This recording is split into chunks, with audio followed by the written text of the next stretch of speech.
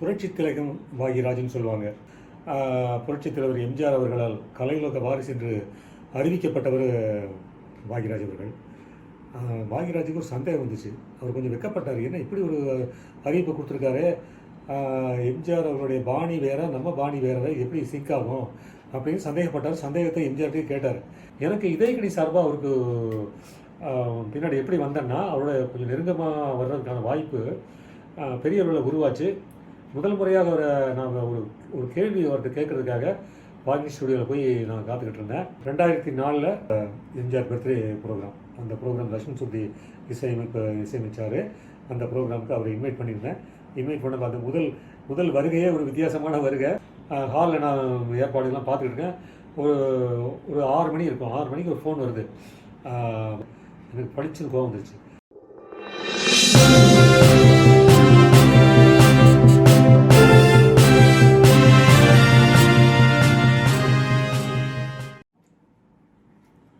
அனைவருக்கும் வணக்கம்.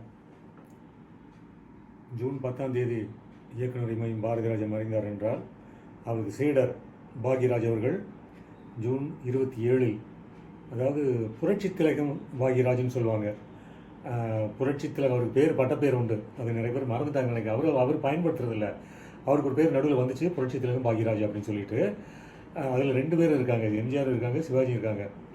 அதாவது புரட்சி நடிகர் திலகம், இது 2 ஒன்று சேர்ந்துருச்சு அப்படி தான் சொல்லலாம். ஆனால் அந்தளவுக்கு சினிமாவில் அவர் பண்ணார். அந்த பேர் இருந்தால் கூட சினிமா அது பண்ணார். ஏன்னா புரட்சித் தலைவர் எம்ஜிஆர் அவர்களால் கலையுலக வாரிசு என்று அறிவிக்கப்பட்டவர் பாக்யராஜ் அவர்கள்.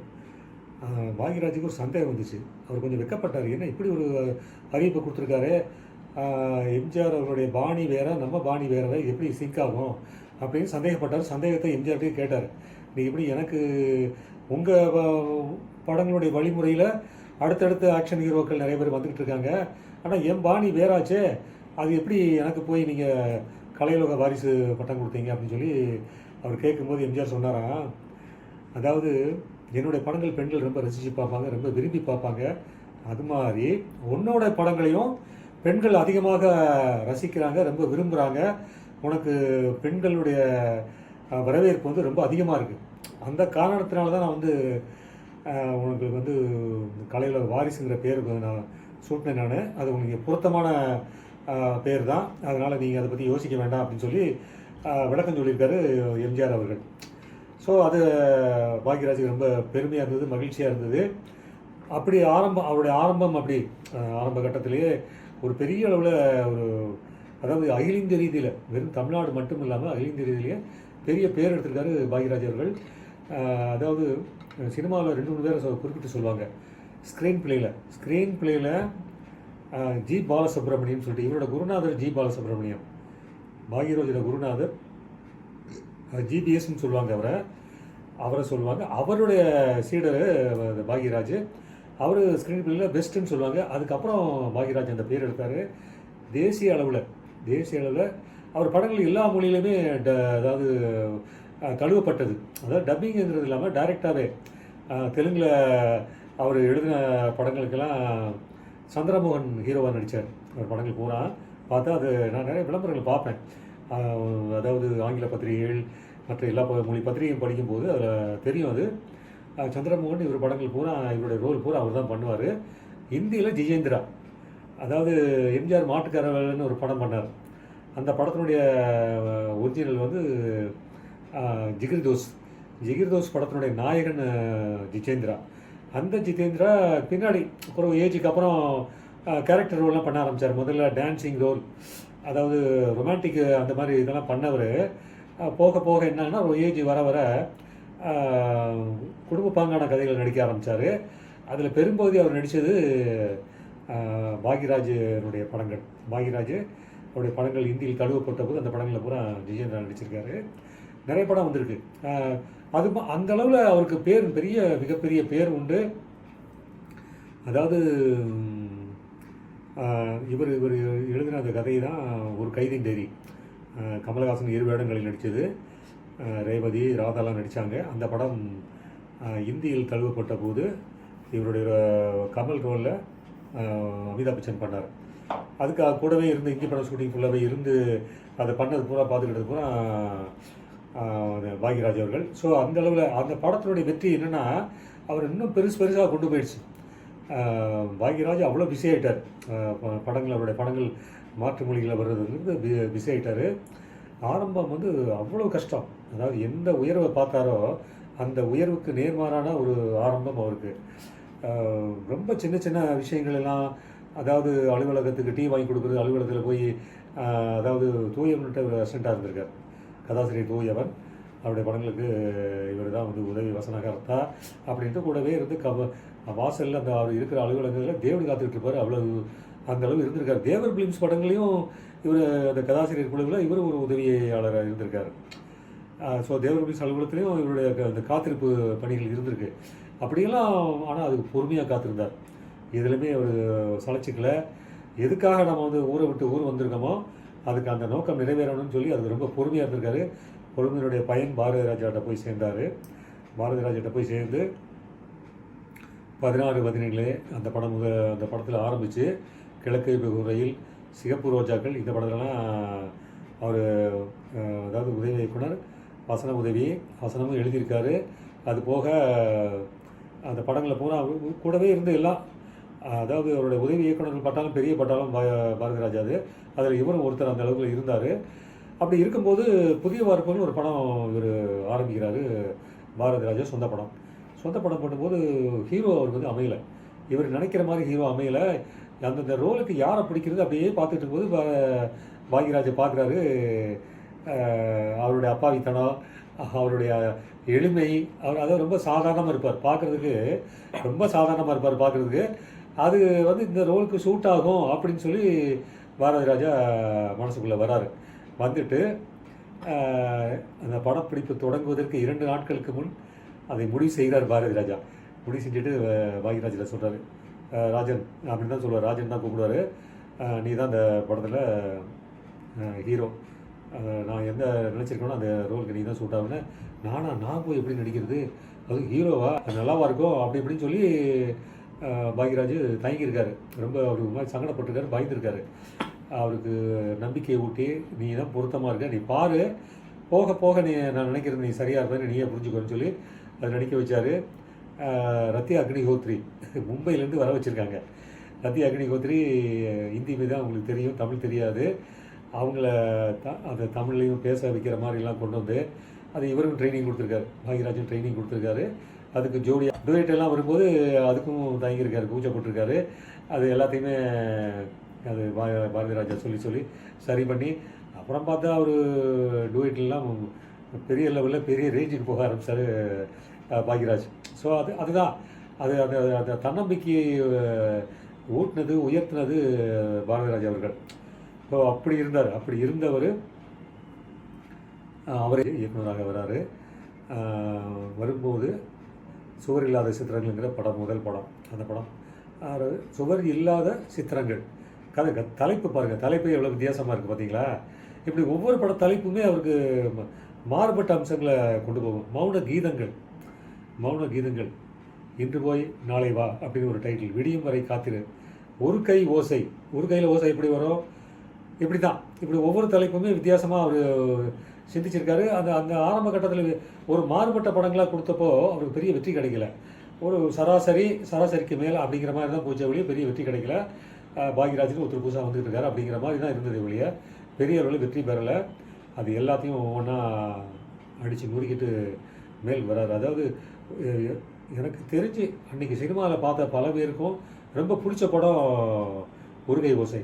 அந்த அளவு அதில் வாய் பேச இல்லாதவரால் ஊமையாக நடிச்சிருக்காரு பாக்யராஜ். ஸோ ஆரம்பமே மாறுபட்ட ஒரு வேஷம் அப்படி பண்ணியிருக்காரு. அதாவது இந்த மாதிரி ஒரு பரீட்சார்த்தமான, அதாவது மற்றவர்கள் எல்லாம், அதாவது பாலச்சந்திரன் ஒரு பக்கம், பாரதி ராஜா, குருநாதர் ஒரு பக்கம், இப்படி ஒவ்வொருத்தரும் ஒவ்வொரு விதமாக போகும்போது இவர் ஒரு விதமாக வரும்போது இப்படி ஒரு படம் எடுக்க. விடியும் வரை காத்திருங்கிறது சிறு ப்ராஜெக்டில் எப்படி ஒரு க்ரைம் த்ரில்லர் அப்படிங்கிற மாதிரி இருக்குமோ அது மாதிரி இதுவும் ஒரு மர்டர் மிஸ்ட்ரி, அதாவது க்ரைம் த்ரில்லர் டைப்பில் விடியும் வரை காத்திரை ஒரு வித்தியாசமான ஒரு படம். பாக்யராஜ் அதில் கிட்டத்தட்ட வில்லத்தனமான வேடம். அது குற்றங்களெல்லாம் செய்கின்ற வில்லத்தனமான வேடம் அதில் பாக்யராஜ் பண்ணியிருந்தார். ஸோ எல்லா அப்படி அப்போ படிப்படியாக அவர் மேலே ஒரு ஒரு இம்ப்ரெஷன், இவர் நல்லா வராரு, வித்தியாசமாக வராரு, ஒன்றுக்கு ஒன்று மாறுபட்டு, ஏதோ ஒரு ஒரு கதையில் என்னுடைய அம்சம் இன்னொரு கதையில் இருக்காது. ஒவ்வொரு படமுமே வேறுபட்ட படங்களாக வேறுபட்ட கதையம்சம் கொண்டவர்களாக இருந்தது. அன்றைக்கி ஒரு பெரிய ஒரு அவர் மேலே ஒரு மரியாதையை, ஒரு நம்பிக்கையை தோற்றுவித்தது. அந்த நம்பிக்கையை கொண்டு வந்து சேர்த்தது மௌனகீதங்கள். மௌனகீதங்கள் படத்தினுடைய வெற்றி மிகப்பெரிய வெற்றி. அதாவது சரிதா தான் ஜோடியாக நடித்தாங்க. அதில் master Suresh daddy daddy oh my daddy அப்படிங்கிற மாதிரி அந்த பாட்டெல்லாம் வரும். இன்றைக்கி அந்த பாட்டு விரும்பப்படுது. அது மாதிரி அதாவது கணவன் மனைவிக்குள்ள ஒரு பிரச்சனையை சுட்டி காட்டுற விஷயம். அவங்களுக்குள்ள சண்டையினால் விலகியிருக்காங்க. அது பையன்தான் அவங்களை ஒன்று சேர்க்குறான், அப்பா அம்மாவை பையன் தான் ஒன்று சேர்க்குறாங்கிற மாதிரி அந்த கதை. அதை குமுதத்தில் தொடராகவே எழுதினார் பாக்யராஜ் அவர்கள். மௌனகீதங்கள் படத்தினுடைய அந்த கதையை தொடராக வந்துச்சு. படம் மிகப்பெரிய வெற்றி. வெள்ளி விழா கண்ட பாக்யராஜுக்கு பெரிய ஒரு வெற்றியை தந்த படம். அதுக்கப்புறம் அவர் ஏறுமுகம் தான், அது மேலே போயிட்டே இருந்தார், கீழே இறங்கவே இல்லை. அதுக்கப்புறம் பார்த்தீங்கன்னா முந்தானை முடிச்சு அந்த படம் மிகப்பெரிய வெற்றி. ஊர்வசியை அறிமுகப்படுத்தினார். தூரல் நின்று போச்சு, சுலக்ஷனா அறிமுகப்படுத்தினார். அந்த படம் மிகப்பெரிய வெற்றி. நம்பியாரை அதில் மாறுபட்ட வேடத்தில் நடிக்க வைத்தார் பாக்யராஜ். அதில் பாக்யராஜ் நம்பியாரை விட சண்டை போடுற மாதிரிலாம் அதில் அவருக்கு காட்சிகள் அமைச்சிருந்தார். நம்பியார் இருக்குது, இவங்க கூட நம்ம இப்படி போய் சண்டை போடுறது, இவன் சண்டை போடணும்னா. ஆனால் பாக்யராஜ் எல்லாத்தையும் ட்ரைனிங் பண்ணிக்கிட்டு தான் வராரு. அதாவது சண்டை காட்சிகளாகட்டும் எதுவானாலும் எல்லாத்தையும் ட்ரைனிங் தான். அதில் தேர்ந்து தெளிவாகி தான் எந்த விஷயத்தையுமே அவர் அணுகிறார்.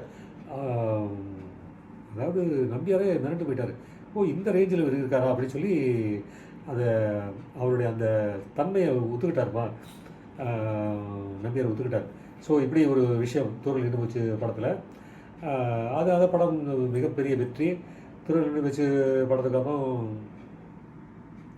அதாவது இன்று போய் நாளை அவருடைய நண்பரெல்லாம் நடிக்க வச்சார். பழனிசாமி இன்னும் சில பேரை அவர் நடிக்க வச்சார். இன்று போய் 2 வாழ்க்கை, பொய் சாட்சின்னு ஒரு படம், ராதிகா அதில் கதாநாயகி. இன்று போய் நாளை வாயிலும் ராதிகா கதாநாயகி. இது போகும்போது இதுக்கு அடுத்து அந்த இளநாட்கள் மிகப்பெரிய அவருக்கு பேரை கொடுத்தது.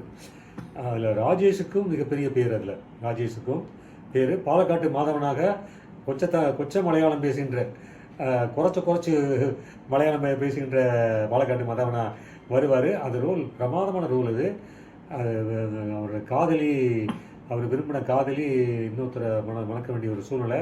அது மணந்ததுக்கப்புறம் உள்ள பிரச்சனைகள் அதை எடுத்து கொண்டு போகிற கதை.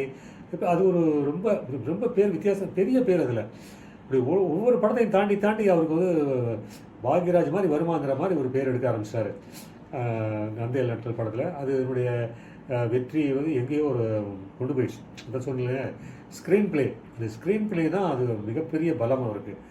ஒவ்வொரு கதையிலையுமே ஒரு மாறுபட்ட சென்டிமெண்ட்டுங்கிறதுலாம் சென்டிமெண்ட்டு நிறையா இருக்கும். அது மாதிரி ஒரு சிந்தனை போக்கு அவர்கிட்ட நிறைய இருந்துச்சு. இப்படி தான் இருக்கணுங்கிறது இல்லைங்க. விதிமுறைகளை உடைச்சார் பாக்யராஜ். விதிமுறைகளை உடைச்சு சினிமாவில் முன்னேறி வந்தார். அது போக போக மௌனகீதங்கள் முந்தானை முடித்து ஏவிஎம் தயாரிப்பில் இவர் நடித்த மிக பிரம்மாண்டமான படம். பாக்யராஜ் படங்களில் மிக பிரம்மாண்டமான படம் சொன்னால் முந்தானை முடித்து. அது முழுக்க அவுட்டோரில் தான் இருந்தது. அது அசோக்குமார் ஒளிப்பதிவாளர். அது கொஞ்சம் பிரச்சனைகளும் ஏற்பட்டது. ஊர்வசி கதாநாயகி. அந்த படம் பெரிய வெற்றி. அதனுடைய வெற்றி விழாவில் முதல்வர் எம்ஜிஆர் கலந்துக்கிட்டு கலைஞர்களுக்கு பரிசெல்லாம் கொடுத்தாரு. அது பெருசாக அந்த வெற்றி விழா நடத்தினாங்க. இப்படி இந்த மாதிரி வெற்றிகளோட அடுத்த கட்டத்துக்கு போகிறாரு. தாவணி கனவுகள் சிவாஜி நடிக்க வைக்கிறார்.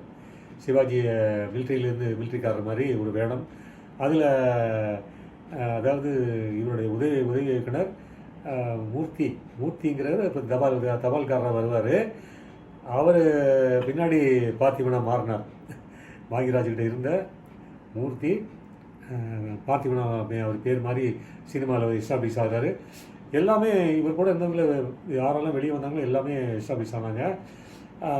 அந்த பார்த்திபன் பாக்யராஜ் அவர்களுடைய மறைவு அங்கே நடக்கின்ற அத்தனை விஷயங்களையும் பொறுப்பெடுத்துக்கிட்டு எல்லா விதமான பணிகளையும் காலை முதல் தொடர்ந்து செஞ்சுக்கிட்டு இருந்தார் பார்த்திபன் அவர்கள். அவர் தான் பொறுப்பெடுத்துக்கிட்டார். அங்கே எல்லாரையும் கவனிக்கிறது, ஊடகங்களை வர வச்சு அவங்களுக்கு தேவையான விஷயங்கள் செஞ்சது எல்லாமே அவர் அவ்வளோ பிஸியாக இருந்தார். ஸோ அந்தளவுக்கு பார்த்திபன். அவருடைய இன்னொருத்தர் உதவியாளர் பாண்டியராஜன். பாண்டியராஜன் அதில் பாக்யராஜன் அந்த ராஜாங்கிற பேர் வந்துருது அதில். அவருடைய படங்களும் அவரும் இயக்குனராக பெரிய அளவில் வந்தார், நடிகரானார். அதை தொடர்ந்து இன்றைக்கும் சினிமாவில் நடித்து கொண்டிருக்கிறார். அதாவது ஒரு வெற்றிகரமான சினிமா ஒரு நடிகராக, இயக்குனராக இப்படி இவங்க எல்லாமே பெயர் பெற்றவர்களாக இருக்கின்றார்கள்ன்றது முக்கியம். ஸோ இப்படியெல்லாம் ஒரு பக்கம். அது போக எனக்கு என்னென்னா, பாக்யராஜ் அவர்களோட அவர் சந்திக்கின்ற எப்படி சந்திச்சேன்னா, அது ஒரு வித்தியாசமான ஒரு விஷயம். நான் சினிமா பத்திரிகையாளராக நான் உருவெடுத்த நேரம், அதாவது சாவியினுடைய குழுமத்திலேருந்து வந்த பத்திரிகை சுஜாதா. அந்த பத்திரிகைக்காக ஆசிரியர் பாரிவள்ளல் எனக்கு ஒரு அசைன்மெண்ட் கொடுத்தார். என்ன கொடுத்தாருன்னா, பாக்யராஜ் கூட இருந்தவங்களெல்லாம் நீங்கள் வந்து பேட்டியிடணும். கூட உதவி இயக்குனராக இருந்தவங்க சினிமா டைரக்டர் ஆகிட்டு இருக்காங்க. அதில் நிறைய பேர் 5-6 பேர் வெளியே வந்திருக்காங்க. அவங்கள போய் பேட்டி எடுத்து என்ன அவங்களோட பாக்யராஜோட அவங்கள பணிபுரிந்த அனுபவங்களை வந்து கேட்டு இது பண்ணுங்கன்னு சொல்லிட்டாங்க. அதுக்கு நான் பட்ட பாடுறதுக்கு கொஞ்சம் நெஞ்ச கஷ்டம் இல்லை. அவ்வளோ எளிதில் அவங்க கிடைக்கல. நம்ம நினச்ச மாதிரி அங்கே இப்போ இருக்கிற ஃபோனை போட்டால் உடனே டக்குன்னு பிடிக்கிற அதெல்லாம் அன்றைக்கி கிடையாது. அன்றைக்கி அதாவது 50 காசு போட்டால் தான் பேச முடியுங்கிற மாதிரி காயின் பாக்ஸ். அதாவது இந்த ஃபோனு அந்த ஃபோனில் தான் அவங்க யாரையும் தொடர்பு கொள்ள முடியும். அப்படி இருந்தும் எங்கே இருக்காங்க, எந்த நேரத்தில் எந்த இடத்துல இருக்காங்கன்னு யாரையும் கண்டுபிடிக்க முடியாது. தேடி அலைஞ்சு சைக்கிளில் சுற்றின அந்த அனுபவமே தனி. அதுக்கு எனக்கு என்ன மிஞ்சி போனால் அதில் ஒரு 100 ரூபா இல்லை 200 ரூபா கிடச்சிருக்கேன். ஆனால் நான் செலவு பண்ண நேரம் பார்த்திங்கன்னா கிட்டத்தட்ட 1 மாதம் செலவு பண்ணியிருக்கேன். அப்படி இப்போ கஷ்டப்பட்டு தான் அவங்கள கண்டுபிடிச்சி. ஈரோடு முருகேஷ் அப்படின்னு ஒரு டைரக்டர், அவர்கிட்ட வந்தவர் தான். அவர் டைரக்ட் பண்ண படத்தில் தம்பதிகள் ஒரு படத்தில் சிவகுமார் அவர்கள் கதாநாயகன் நடிச்சிருக்காரு. அது ப்ரெஸ் மீட்டு அப்புறம் ப்ரெஸ் ஷோ இந்த மாதிரிலாம் போயிருக்கேன். பட் ஈரோடு முருகேஷ் ரொம்ப தயங்கி கொஞ்சம் இது பிடி கொடுக்காம இருந்துட்டு அப்புறம் தான் பேசினார். அது போக ஆர் சுந்தரராஜன் அவர் கூட இருந்தார். அசிஸ்டண்ட்டாக இருந்தாராங்கிறது நமக்கு சொல்ல தெரியல. பட் ஆர் சுந்தரராஜன் சாதாரணமாக வந்து நம்மகிட்ட பேசலை. அவர் ரொம்ப இழுத்தார். ஏன்னா அவர் எடுத்த இடத்துலேயே பெரிய ரேஞ்சுக்கு படங்கள் அவர் நினச்சிக்கிட்டு இருந்தார். அவர் என்கிட்ட அன்றைக்கி சொன்னது, இன்றைக்கி பாக்யராஜ் பெரிய வெற்றி அடைஞ்சிட்ருக்காரு. அதை விட பெரிய வெற்றியை நான் என்னுடைய படம் அடையணும், என்னுடைய படங்கள் வெளியில் கொண்டாடணும் அப்படின்ற மாதிரி சொன்னாருங்க. அப்படி சொன்னவர் அதை ப்ரூவ் பண்ணி காட்டினார். தொடர்ந்து, அதாவது நான் பாடும் பாடல் வரைக்கும், முதல் படத்தில் இருந்து நான் பாடும் பாடல் வரைக்குமே தொடர்ந்து அவருடைய படங்கள் வந்து வெற்றி பெற்றது. அதை செஞ்சு காட்டினார். சொன்னதை செஞ்சு காட்டினாருங்கிறது நமக்கு அவர் நேரில் பார்க்கும்போதெல்லாம் எனக்கு அது ரொம்ப வியப்பாக இருக்கும். ரொம்ப அதிகம் பேச மாட்டார். செயல் ரீதியான இயக்குனர் ஆர் சுந்தரராஜன். ஸோ அப்படி ஒரு அனுபவம் உண்டு அவருக்கு. ஏதோ ஒரு தன் கூட இருந்தவர், அவரோட சேர்ந்து நம்ம பணிபுரிஞ்சிருக்கோம். ஆனால் அவர் அடைஞ்ச வெற்றியை நம்ம அடையணுங்கிற ஒரு அந்த தூண்டுதல், அந்த உந்துதல் பாக்யராஜை பார்த்து ஆர் சுந்தரராஜனுக்கு வந்திருக்குங்கிறது இதில் வந்து சொல்ல வேண்டிய ஒரு முக்கியமான விஷயம். இது எத்தனை பேருக்கு இதெல்லாம் வந்து தெரிஞ்சிருக்குங்கிறது எனக்கு தெரியாது. ஆனால் எனக்கு கிடைச்ச நான் பத்திரிகையாளராக வளர தொடங்கிய காலத்தில் இது வந்து நடந்த விஷயங்கள். அது போக அதுக்கப்புறம் பாக்யராஜ் வெவ்வேறு படங்களில் பண்ண ஆரம்பித்தார். இதனுடைய வளர்ச்சி என்னென்னா, இது நம்ம ஆளுன்னு ஒரு படம், கலைஞானம் அவருடைய படம். அந்த படத்தில் இவர் ஒரு போலியான பிராமணர் மாதிரி வந்து பிராமணராக அவர் உருவெடுக்கிற மாதிரி அந்த கதையினுடைய போக்கு இருக்கும். அந்த கதையில் படத்துக்கு இசையமைப்பாளர் இசையமைக்கணும், இளையராஜா அமைக்கணும்னு சொல்லி தொடர்ந்து இளையராஜா தான் ஒரு படங்கள் இசையமைச்சுக்கிட்டு இருந்தார். எம்எஸ்சி ஒரு படம் பண்ணார். ஆனால் இளையராஜா தொடர்ந்து பண்ணப்போ இவரை ரொம்ப காக்க வச்சு, இவரை ரொம்ப நோக்கடிச்சு, ரொம்ப கஷ்டப்படுத்திட்டார். அதில் வீம்பு பிடிச்சி, நீ இருக்கிற இடத்துல நான் சினிமாவில் வர்றேன், இசையமைப்பாளராக வர்றேன்னு சொல்லி தான் அந்த இது நம்ம ஆள் படத்துக்கு இசையமைச்சார். அது போக ஞானப்பழம் இசையமைப்பாளரை இசையமைச்சு அந்த படத்தில் அதுக்கு தகுந்த மாதிரி ஒரு பாட்டையும் அதில் கொண்டு இருந்தார், இது நம்ம ஆள் படத்தில். ஸோ இப்படி ஒவ்வொரு வகையிலையும் அவர் ஒவ்வொரு விதமாக இருந்தார்.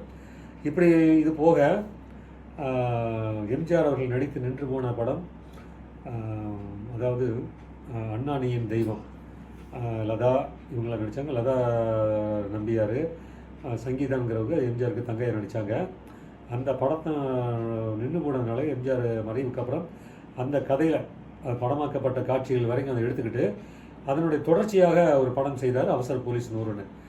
அது பார்க்கணும். அந்த படத்தினுடைய ஓப்பனிங், அதாவது எம்ஜிஆர் அவதாரானதுக்கப்புறம் வந்த படம் அவசர போலீஸ் 100. எம்ஜிஆர் பெரிய விளம்பரம் பண்ணி அதில் பார்த்த உடனே தியேட்டரில் அன்றைக்கி அலங்கார தியேட்டரில் போய் படம் பார்க்குறோம்.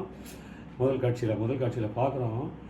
அந்த ஆரவாரம் எம்ஜிஆர் அந்த படத்தில் வந்து நின்று ஃப்ரீஸ் ஆகி நிற்கும்போது ஓடி வந்து அப்படி நிற்கும்போது தியேட்டர் அப்படி ஒரு கைத்தட்டல், ஆரவாரம், கூச்சல் வேறு எந்த படத்துக்கு நான் அப்படி பார்த்த மாதிரி தெரியல. வேறு எந்த எம்ஜிஆர் படத்துக்கு அப்படி நான் பார்த்த மாதிரி தெரியல.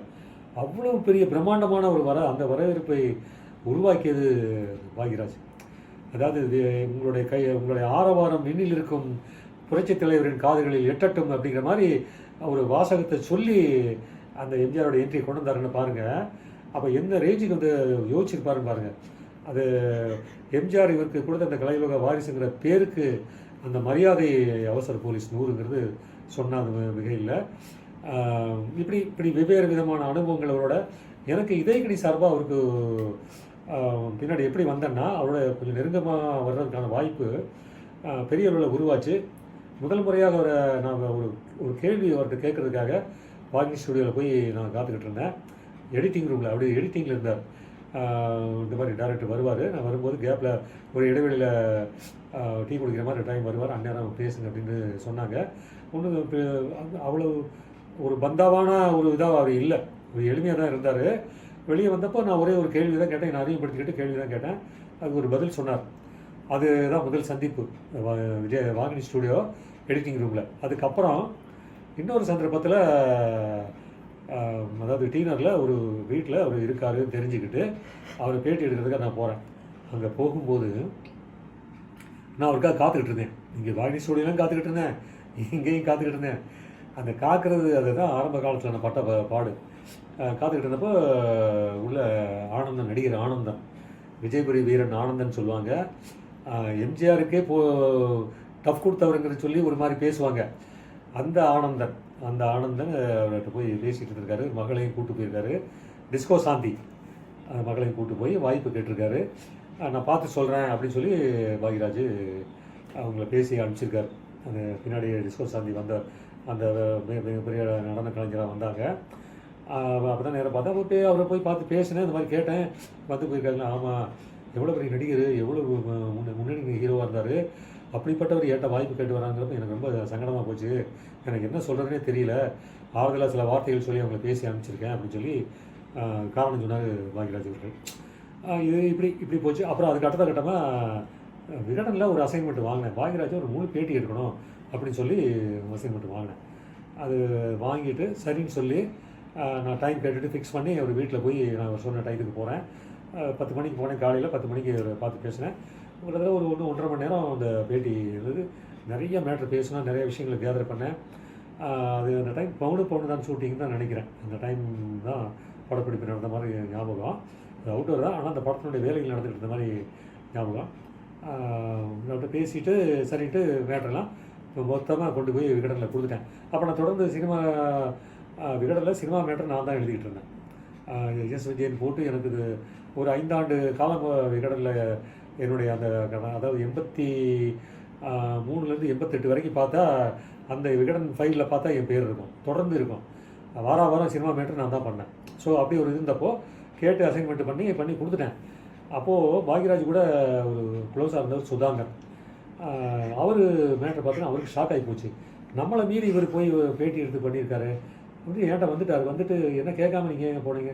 நான் எங்கே உங்களை கேட்கணும்? நான் வந்து சபடிட்டு அவர்கிட்ட போய் கேட்டேன்னா அவர் வந்து ஓகே சொல்லிட்டாரு. விஎஸ்வின்னு அவர் பேர். அதனால் போய் பேட்டி எடுத்தேன். உங்களுக்கு என்ன பிரச்சனைன்னு கேட்டேன். பிரச்சனையாக பாருங்கன்னாரு. போட விடலை, அந்த பேட்டியை போட விடலை. அப்புறம் இவர் பேசி வருத்தப்பட்டார். உங்கள்கிட்ட போய் எனக்கு சண்டை போட்டுட்டு இருக்க முடியாது, சரி நீங்கள் பொறுத்துக்கோங்க அப்படின்னு சொன்னார். நான் அந்த மேட்டரை அப்படியே வாங்கி பாக்கெட் நாள் திரு ஜி அசோகன் அவர்கிட்ட கொண்டு போய் கொடுத்தேன். அப்போ அவர் சப்ளிமெண்ட் மாதிரி புக்கெல்லாம் கொண்டு வந்தார். சினிமாவுக்கு தனி சப்ளிமெண்ட்டு பாக்கெட் நாவலோட. அந்த சப்ளிமெண்ட்டு ஃபுல்லாகவே நான் தான் பார்த்துக்கிட்டு இருந்தேன். அந்த சப்ளிமெண்ட்டில் அது அட்டையில் போட்டு பாக்யராஜ் படத்தை போட்டு பின்பக்கம் பவுனோட படங்கள்லாம் போட்டு இது பண்ணி அந்த ஃபுல் மேட்ரு அந்த பத்திரிகையில் வந்துச்சு. ஸோ ஏதோ ஒரு வகையில் அது வெளிப்பட்டது. அது பின்னாடி பாக்யராஜ் அவர்கள் அதை கொண்டு போய் கொடுத்து இது பண்ணுறதுக்கு சூழ்நிலை எனக்கு அமையலை. அப்புறம் போயிடுச்சு. அப்புறம் நான் வந்து இதயக்கனி பத்திரிகை ஆரம்பித்தேன். இதயக்கனி பத்திரிகை ஆரம்பிச்சதுக்கப்புறம் தொடர்ந்து அவரை சந்திச்சுக்கிட்டு இருந்தேன், பேசிக்கிட்டு இருந்தேன். ஸோ அவரும் பெரிய இதாக இல்லை. முதலாக 2004 அதாவது ஜெர்மன் காலில் எம்ஜிஆர் பர்த்டே ப்ரோக்ராம், அந்த ப்ரோக்ராம் லட்சுமி சுத்தி இசையமைச்சார். அந்த ப்ரோக்ராமுக்கு அவரை இன்வைட் பண்ணியிருந்தேன். இன்வைட் பண்ண பார்த்து முதல் வருகையே ஒரு வித்தியாசமான வருகை. அதாவது அதில் ஒரு இன்ட்ரெஸ்டிங்கான மேட்டர் இருக்குது. நான் அவரை கொஞ்சம் கஷ்டப்படுத்திட்டேன், பாக்யராஜ் அவர்களை கஷ்டப்படுத்திட்டேன். அதில் என்னென்னா பெரியது ஹாக்கி பாஸ்கரன் சொல்லுவாங்க, உலக அளவில் பேர் பெற்ற ஹாக்கி பாஸ்கரன் அவர் கலந்துக்கிட்டார். எல்லாரையும் கூப்பிட்டு வித்தியாசமாக பண்ணோம். சத்யராஜ் வந்தார், MS விஸ்வநாதன் வந்தாங்க, மயில்சாமி, டைரக்டர் விக்ரமன், பொன்வண்ணன் முதலாக கலந்து கொண்ட எம்ஜிஆர் பிறந்தநாள் நிகழ்ச்சி எங்கள் நிகழ்ச்சி தான் அது. இப்படி ஒவ்வொருத்தரையும் கூப்பிட்டு வச்சு அது ஒரு பிரம்மாண்டமான நிகழ்ச்சி அது அமைஞ்சது. அப்போ பாக்யராஜ் வரேன்னு சொல்லி முதல்ல சொல்லியிருந்தார். அதை நம்பிக்கிட்டு நான் இருந்தேன். ஹாலில் நான் ஏற்பாடுகள்லாம் பார்த்துக்கிட்டு இருக்கேன். ஒரு 6 மணி இருக்கும். 6 மணிக்கு ஒரு ஃபோன் வருது. பாக்யராஜ் அவர்கள்லேருந்து ஃபோன் வருது. அசிஸ்டண்ட்டு நான் பேசுகிறேன், சார் உடம்பு சரியில்லையா, வர முடியலன்னு சொல்கிறாரு, கொஞ்சம் வருத்தப்பட்டுக்காதீங்க அப்படின்னு சொல்லி சொன்னாங்க. எனக்கு படிச்சுன்னு கோவம் வந்துருச்சு. நிகழ்ச்சி தொடங்க போகிற நேரத்தில் வந்து இது மாதிரி சொல்கிறாங்களேன்னா, சரி அவர் வரவே வேண்டாம், வீட்டிலே இருக்க சொல்லுங்கள், பார்த்துங்க, அவர் உடம்பு பார்த்துக்கோங்க அப்படின்னு சொல்லி நான் கொஞ்சம் கோமா சொல்லிட்டேன். கோமா சொன்னதோட விளைவு என்னென்னா, அவங்க இப்படி நான் சொல்லுவேன்னு எதிர்பார்த்தாங்களா என்ன தெரியும், எதிர்பார்க்கல போட்டிருக்கு. அரை மணி நேரத்தில் வந்துட்டார், டைரக்டர் வந்துட்டார், பாக்யராஜ் அவர்கள் வந்துட்டு பார்த்தோன்னே எனக்கு கொஞ்சம் சங்கடமாக போச்சு, என்ன இப்படி பண்ணிட்டோம் நம்ம அப்படின்ட்டு. ஆனால் அவர் கொஞ்சம் ஃபீல் பண்ணியிருக்காரு, நம்ம முதல் முறையாக அவருடைய நிகழ்ச்சியில் போய் கலந்துக்க போகிறோம், இப்படி இதாகிட்டோமேன்னு சொல்லி. அப்புறம் அவர்கிட்ட கையை பிடிச்சி பார்த்தேன், கை சில்லுன்னு இருந்துச்சு. சரி உங்களுக்கு சிரமமாக தான் நீங்கள் வேணால் போங்க அப்படின்னா, இல்லை நான் இருந்துட்டு போகிறேன்ட்டு அந்த நிகழ்ச்சியில் பேசினார். இதுக்கப்புறம் அடுத்த ஆண்டில் அசோக் நகர் மகோதயாவில் நடந்த நிகழ்ச்சிக்கு வந்திருந்தார். அவர் வந்து புகைப்பட கண்காட்சியெலாம் பார்த்து அதை தொடங்கி வச்சு அந்த இதெல்லாம் சப்போர்ட் பண்ணார். ஸோ தொடர்ந்து அவருடைய வருகை எனக்கு வந்து ஒரு உற்சாகமாக இருந்தது. பாக்யராஜனுடைய வருகை அப்படி தான் ஆச்சு. அதுக்கப்புறம் ஒவ்வொரு வருஷமும் நான் அவர் கூப்பிடுவேன். அதாவது இதுக்கப்புறம் என்னென்னா, ஒவ்வொரு ஆண்டும் நான் இன்விடேஷன் கொடுப்பேன். இன்விடேஷன் கொடுத்ததுக்கப்புறம் திரும்ப மறுபடியும் வாங்க, இந்த ஒரு நாள் வாங்க, ஃபோன் பண்ணிட்டு வாங்க, இல்லை நான் கூப்பிடுறேன்னு சொல்லிட்டு கூப்பிடுவார். போனால் எனக்கு ஒரு தொகை கொடுப்பார். எதுக்கு கொடுக்குறீங்க, இதெல்லாம் வேண்டாம் தானே, இல்லை தலைவருக்காக நீங்கள் இவ்வளோ விஷயங்கள் இவ்வளோ கஷ்டப்படுறீங்கன்னு நான் கண்ணுக்கு நேராக நான் பார்த்துட்டேன். நான் உங்களுக்கு உதவி பண்ணால் எனக்கு ஒரு திருப்தியாக இருக்கும், தலைவருக்கு நான் வந்து புகழ் சேர்க்கறதுக்கு நான் ஒரு கருவியாக இருக்கிற மாதிரி இருக்கும் அப்படின்னு சொல்லி கொடுத்தார். அது ரொம்ப மகிழ்ச்சியாக இருந்தது. அதாவது அதுக்கான நேரத்தை வகுத்துக்கிட்டார் பாருங்கள், அதுதான் பெரிய விஷயம். அதுக்கப்புறம் 2007 போகும்போது இதே மாதிரி நடந்துச்சு. இதே மாதிரி எனக்கு உதவி பண்ணார். ஆனால் என்ன பிரச்சனைனா, அப்போ ஜெயலலிதாவோட அவருக்கு ஒரு கருத்து வேறுபாடு, ஏதோ ஒரு பிரச்சனையில் கருத்து வேறுபாடு. அந்த கருத்து வேறுபாட்டில் அது வந்து கோச்சுக்கிட்டு என்ன பண்ணாருன்னா, திமுகவில் போய் சேர்ந்துட்டார். திமுகவில் சேர்ந்த உடனே மிகப்பெரிய எதிர்ப்பு எம்ஜிஆர் செயல் மத்தியில். அது நேரில் கண்ணுக்கு நேராக பார்த்தேன் நான். என்ன எப்படின்னா, கலையுலக வாரிசுன்னு சொன்னாரே, அப்படி சொன்ன அவர் தீய சக்தின்னு சொல்லி என்னெல்லாம் சொன்னாரோ அந்த இயக்கத்தில் போய் நீங்கள் போய் சேர்ந்துருக்கீங்கன்னு கண்ணாமண்ணா கடுமையான விமர்சனம். அந்த விமர்சனம் இருக்குந்தா கூட 2007 எம்ஜிஆர் 90 நிகழ்ச்சிக்கு அவர் வந்தார், வருகையை பதிவு பண்ணார். ஆனால் பேச விடலை, ரசிகர்கள் அவரை பேச விடலை. வெளியே போ பேசக்கூடாது அப்படின்னு சொல்லி சத்தம் போட்டு எல்லாம் ஓவராக சத்தம் வந்தோடனே அவர் கொஞ்சம் மாதிரி சங்கடப்பட்டு போயிட்டார். சரி ஏதாவது பிரச்சனை ஆகிடக்கூடாதுன்னு சொல்லிட்டு அப்படியே நாசுக்கா அப்படியே எந்திரிச்சு மூவ் ஆகிட்டார். பேச்சு கொஞ்சம் நிறுத்திட்டு நடுவில் நிறுத்திட்டு கிளம்பிட்டார். கிளம்பி போகும்போது நாங்கள் கூட பாதுகாப்பாக கூட போய் வெளியே பத்திரமா அனுப்பிச்சிட்டு தான் உள்ளே வந்தோம். அதுக்கப்புறம் அது நமக்கு தர்ம சங்கடத்தை உண்டாக்குனா கூட அவர் அப்படியே விட்டுறல. அவர் வீட்டில் போய் அந்த விடுபட்டு போன விஷயங்கள் எல்லாமே வீட்டில் போய் பேசி நானும் மயில்சாமி போய் ரெக்கார்ட் பண்ணி எம்ஜிஆர் 90 அந்த நிகழ்ச்சியை முழுமையாக விஜய் டிவியில் ஒளிபரப்பில் இவருடைய அந்த பேச்சும் உண்டு, பாக்யராஜருடைய அந்த பேச்சும் உண்டு. ஸோ இப்படி வெவ்வேறு கட்டமாக அப்படி நடந்துகிட்ருக்கு. அதுக்கப்புறம் 2008 கோயம்புத்தூரில் நிகழ்ச்சி பண்ணோம். கோயம்புத்தூர் நிகழ்ச்சி பண்ணப்போ எனக்கு ஃபோன் வந்துச்சு. டைரக்டர் உங்கள்கிட்ட பேச சொன்னார், எங்கே இருக்கீங்கன்னு கேட்டாங்க. நான் வெளியில் இருக்கேன், ஆர்எஸ்புரத்தில் இருக்கேன் அப்படின்னு சொன்னேன். கலையரங்கம் அது இருக்கிற பகுதியில் இருக்கேன் அப்படின்னு சொன்னேன். சார் நீங்கள் இருக்கிற இடம் சொல்லுங்கள், நான் வந்துடுறேன் அப்படின்னு சொல்லி அவரோட உதவி இயக்குனரை அவரை அனுப்பிச்சி விட்டு நேரில் என்ன வந்து பார்த்துக்க தொகையை கொடுத்துட்டு போனாங்க. தேடி வந்து கோயம்புத்தூரில் இருந்தால் கூட விடலை. அங்கே அது மாதிரி அந்த பண்புகள், அந்த விஷயங்கள் எல்லாமே என் லைஃப்பில் வந்து மறக்கவே முடியாது. எனக்கு ஒரு பெரிய ஒரு யார்ட்டையும் போய் நான் கேட்க மாட்டேன். அது தானாக வந்தது தான். ஆனால் வந்தால் கூட சங்கடப்பட்டேன். ஆனாலும் அந்த அன்பா தருகின்ற விஷயத்தை என்னால் மறக்க முடியல. இப்படி இதெல்லாம் அவரோட எனக்கு ஒரு இணக்கமான உறவு நட்பு வந்து வளர்ந்துக்கிட்டே இருந்தது. இதை கணிகளுடைய ஒவ்வொரு இதுலையுமே நேரில் கொண்டு கொடுப்போம். அந்த கொடுக்கும்போது சில சந்தர்ப்பங்களில் எசைக்கு பாண்டியை கொடுப்பேன், சில சமயங்களில் நான் கொடுப்பேன். நேரம் அப்படி கொடுத்தா ஒரு திருப்தியாக இருந்தது. வேறு யாருக்கும் அப்படி நான் செய்ததில்லை, இவருக்கு மட்டுமே அது. ஸோ அப்படி அவர் கூட அந்த மாதிரி ஒரு உறவு நட்பு எப்போவுமே என்கிட்ட அவ்வளோ தூரம் தன்மையாக பேசுவார். இதில் என்னென்னா ஒரு முக்கியமான விஷயம், கொஞ்சம் விஷயம் பெருசாக இருந்த கூட முக்கியமான விஷயம் என்னென்னா, அவர் அதிமுக கொண்டு வரணும்னு நான் விரும்பினேன். இன்றைக்கி என் மேலே வந்து அதிமுகவினர், அதாவது கண்ணை மூடிக்கிட்டு எடப்பாடி பழனிசாமி சப்போர்ட் பண்ணுறவங்களெல்லாம் தெரிஞ்சுக்கணுது. ஏற்கனவே சொன்னால் கூட இப்போ இந்த சந்தர்ப்பத்தில் சொல்லணும். அவர் மலேசியாவில் இருக்கார். மலேசியாவில் இருக்கிறவரை மதுரையில் நடக்கிற விழாவுக்காக நான் ரீமினேட் பண்ணேன். வரட்டார். நான் சென்னை வந்து அன்றைக்கி பர்த்டே 7ஆம் தேதி பர்த்டே, 7ஆம் தேதி பிறந்தநாள். அந்த 7ஆம் தேதி பிறந்த நாளுக்கு மலேசியாவிலேருந்து வந்து காலையில் அட்டன் பண்ணிவிட்டு அது டிக்கெட்லாம் மாற்றி போட்டோம். நாங்கள் அது அட்டன் பண்ணிவிட்டு அடுத்த ஃப்ளைட்டை பிடிச்சி மதுரைக்கு வந்துடுறார். மதுரை ஏர்போர்ட் போய் ஒரு ரிசீவ் பண்ணோம். அந்த நிகழ்ச்சி அது என்னென்னா, நான் ஒரு கண்டிஷன் போட்டேன். பூர்ணிமா அவர்கள் பேசணும் இந்த விழாவில், நீங்கள் அவங்ககிட்ட கேட்டுக்கோங்க, எனக்கு தெரியாது, அவங்க பேசுவாங்க தெரியாது, நீங்கள் தான் பேசணும், இல்லை நான் பேசிக்கிறேன், அவங்கள பேச வச்சுக்கலாம்னு சொல்லிட்டு அந்த கண்டிஷனோட வர வச்சேன். 2 பேரும் வந்தாங்க, வந்து நிகழ்ச்சியில் கலந்துக்கிட்டாங்க. அதே மதுரையில் செல்லூராஜ் மந்திரியாக இருக்கார், ஆர்பி உதயகுமார் அந்த நிகழ்ச்சியில் கலந்துக்கிட்டார். அந்த நிகழ்ச்சியில் இருக்கும்போது பாக்யராஜ் ரொம்ப நேரம் பேசினார். அதுக்கப்புறம் பூர்ணிமா அவர்கள் நான் சொன்ன மாதிரி பேசினது இது எனக்கு முதல் மேடைன்னு சொன்னாங்க. பூர்ணிமா அவர்கள் நான் பேச வேண்டாம்னு நினச்சேன். விஜயன் அவர்கள் என்னை பேச வச்சுட்டாரு அப்படின்னு சொல்லி அது சொன்னாங்க. அப்படி பண்ணப்போ எல்லோரும் நீங்கள் அதிமுக வரணும், அதிமுகவில் நீங்கள் இருக்கணும், தலைவரோட நீங்கள் உங்களை கலைவர் வாரிசுன்னு சொல்லியிருக்காங்க, நீங்கள் இந்த கட்சியில் இருக்கிறது பொருத்தமாக இருக்குன்னு சொல்லி எல்லாம் பேசுனாங்க, இது பண்ணாங்க. இது தலைமையினுடைய கவனத்துக்கு அடுத்து கொண்டு போனாங்க. ஒன்றும் நடக்கலை. என்ன பிரச்சனை, என்ன நடந்ததுன்னு தெரியல, ஒன்றும் நடக்கலை. அவர் அப்படியே அதோடு விட்டுட்டார். அதுக்கப்புறம் முயற்சி எடுத்துக்கல. பட் அந்த டைமில் அவருக்கு நான் வந்து எதுவும் ஃபைனான்சியலாக அவர் நமக்காக நிகழ்ச்சிக்காக மலேசியாவிலேருந்து நமக்கு ப்ரோக்ராமே மாற்றி இது பண்ணி வந்து சேர்ந்தார்.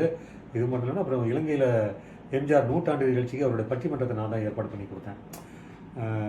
அந்த நிகழ்ச்சி அதாவது பாண்டியராஜன், ரமேஷ் கண்ணா, இப்படி எல்லாருமே ஒரு பெரிய கேதரிங்காக அவர் பாக்யராஜ் அவர்கள் அவங்கள ஏற்பாடு பண்ணி இலங்கைக்கு கூப்பிட்டு வந்தார். எம்ஜிஆர் 100ஆண்டு விழாவில் நடந்த என்னுடைய புகைப்பட கண்காட்சி நடந்தது. அதுபோல் நான் ஏற்பாடு செய்த எம்ஜிஆர் பற்றிய சிறப்பு பட்டிமன்றமும் பாக்யராஜ் அவர்களால் தரப்பட்டது. ஸோ இப்படி நிறையா அவருடைய பயணங்கள் சேர்ந்து கலந்துக்கிட்ட பயணங்கள் அது நிறைய இருக்குது. இருந்தாலும் இந்த தருணத்தில் முக்கியமான விஷயங்களை சுட்டி காட்டல எனக்கு மனசு கொஞ்சம் ஆறுதலாக இருக்குது. அவனுடைய மறைவினால் மனம் பாதிக்கப்பட்டவர்கள் நானும் ஒருவன். இப்போ இந்த விஷயங்களை சொல்லும்போது மனசு கொஞ்சம் ஆறுதலாக இருக்குது என்று சொல்லிக்கிறேன். நன்றி, வணக்கம்.